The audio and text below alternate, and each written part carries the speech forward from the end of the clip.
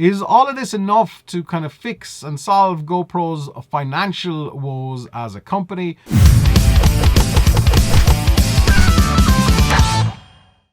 Hey, what's going on YouTube? Welcome to the vlog. My name is Vic. Hello. Exciting times. Finally, it's official. GoPro have announced the new Hero 7 cameras. They're going on sale for the 2nd of October. And we've got the white, the silver, and the black. If you've watched one of the previous videos in the vlog, you would have known that. Anyway, as we had the first kind of leaks from Best Buy and the first hint at gimbal-like stabilization. And gimbal-like stabilization is available only on one. But when it comes to the white, silver, and black GoPro Hero 7s, which one should you buy? Let's start off with the entry-level one. I'm going to put the price around here somewhere. This is going to be the GoPro Hero 7. This is the white version. So we're looking at 1440p 60, which is not bad. Maximum resolution is what you're going to get out of. You do have some kind of stabilization in there. Not a lot. Don't expect hypersmooth stabilization, but that's what you're looking at, 1440p, and depending on what you're going to do, that's sufficient for lots of people. Now, who's the GoPro Hero 7 White for? Hey, if you've got a kid that wants to get into action sports, if they want to start experimenting with YouTube, this is a really solid camera to start them out. Or maybe you just want to get your toes kind of dipped into whole action cameras, or maybe you just want a small camera. There's loads of accessories out there for GoPros, both official and of course all the different stuff that you can pick up at Amazon from third-party suppliers. So there is no shortage of accessories, and the quality of this is decent enough. By the way, you can share to your Instagram stories. This could be a great camera for Instagram stories if you want to do vertical video, because if you rotate the camera, all of these GoPros, the new ones, will do vertical video and you can share direct to your Instagram story. So this could be for the social media guru that lives in your house.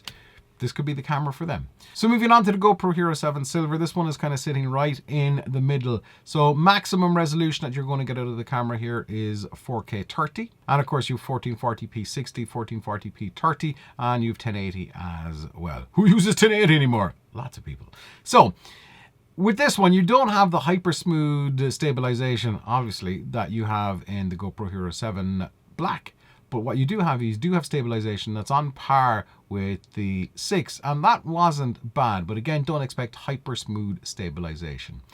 And of course, like I said, all of these will share to your Instagram stories. They all do vertical video. There's a 10 megapixel stills camera in there as well. So who's this one for? Well, it's probably a little bit too highly priced for the social media guru that lives upstairs, but there's enough in there to get kind of amateur videographers or somebody that's wanting to dip their toe into action cameras for the first time. You've got a decent 4K 30 resolution there, and in the right lighting conditions, even on the 6 and the 5, the quality that comes out of the GoPro is really, really good. And they've kind of tweaked the GP1 chip a little bit here, and the quality looks, from some of the stills and video that I've seen so far today, it looks a lot more improved. Not hugely, but enough to go, oh, so that's the difference. Okay.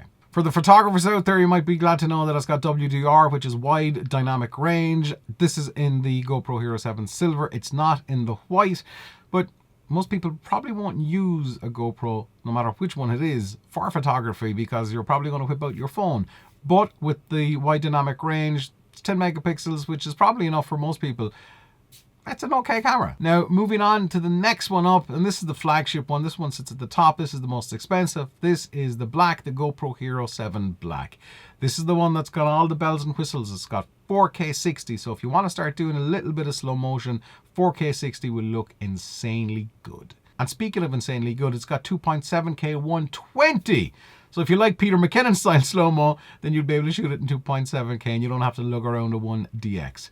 Now, the big selling point here, and it's one of the big things that GoPro have been pushing, is this hyper smooth stabilization technology that's in the black version of the GoPro Hero 7. It's only in the black one, it's not found in the other ones. So this looks really good. Is it a huge selling point? Is it enough of an upgrade from the 6 to the 7? Well, let's take a look at this clip that GoPro have sent me. And this is an old GoPro and the new one with the hyper smooth technology. There is a really noticeable difference between the two. You got to be blind not to be able to see the difference.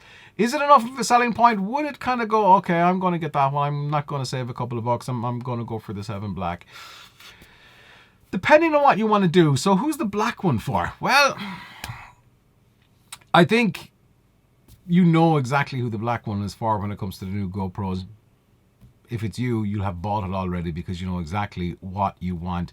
If you're into cinematography in some capacity, you're probably not going to shoot a blockbuster on a GoPro, but never say never. However, if you do a lot of action sports, if you're doing anything kind of physical and you want that silky smooth stabilization, even if you want to just strap the camera onto your car, then this is the one for you. But you knew that already, because this one is kind of, I think it's geared at people who know their stuff a little bit more, not to be disparaging to anybody who doesn't. Learn, people, learn.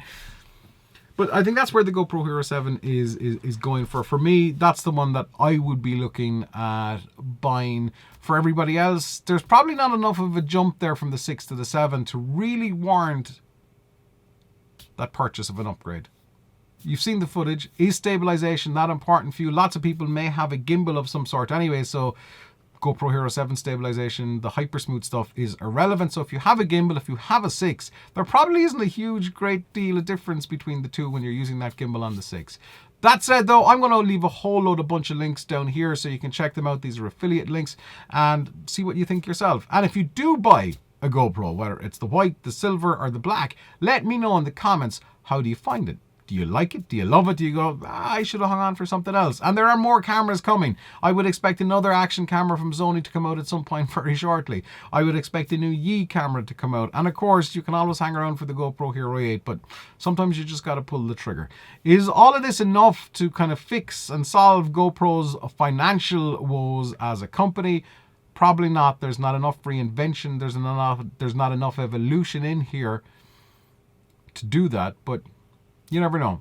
I genuinely like GoPro as a brand. I like what they represent. I like what they have done. They really own this space. Nobody says, I want to buy an action camera. You say, I want to buy a camera like a GoPro, or I want a GoPro. So they have kind of defined the genre of action cameras. It's just GoPros. So that's it, guys. Thank you for watching. My name is Vic. That's the subscribe button right around there. It would be awesome if you would hit it, because we do all things tech, inspiration, family here all the time. A couple of times a week, Monday, Wednesday, Friday. We will see you in the next episode of the vlog, and until then, thanks for watching, and don't stop fighting for yourself.